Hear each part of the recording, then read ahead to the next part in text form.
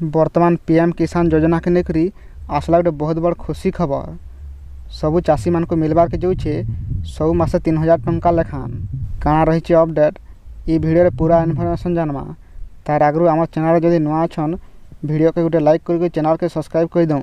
जदि आपण प्रधानमंत्री किसान सम्मान निधि गोटे हिताधिकारी तेबे ये खबरटा आपण लगे बहुत उपयोगी, कारण पीएम किसान सम्मान निधि योजना संगे जड़ित चाषी माने ई चमत्कार योजनार लाभ पाई पारबे, जहाँ ना है प्रधानमंत्री किसान मानधन योजना।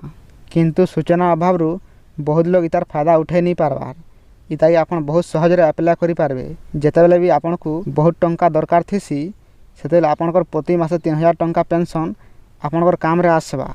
मानधन योजना के अप्लाई करबार आगु आपन केतरा शर्त मानबार के पड़वा। जदि तुमर बयस 18 वर्ष रु कम तेबे आपन को मासक 55 टंका विनियोग करबार के पड़वा। आरो जेन मानकर बयस 40 रु अधिका से मान को मासक 200 टंका विनियोग करबार के पड़वा।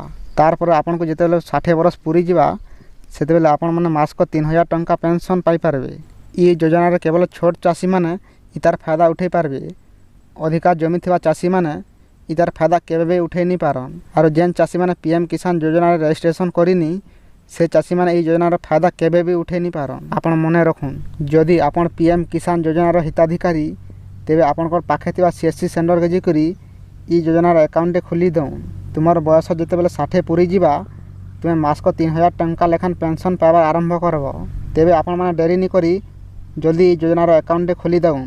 जदि आमरी छोटिया इनफॉरमेशनटा आपन को भल लागला ताले आम चैनल के गोटे सब्सक्राइब करी पाखे थिबा बेल आइकन के टाणी दऊँ। कहीं बेले आम चैनल जितेबाला भी नुआ वीडियो अपलोड करा आपण मैंने पहला नोटिफिकेशन पाई पारबे।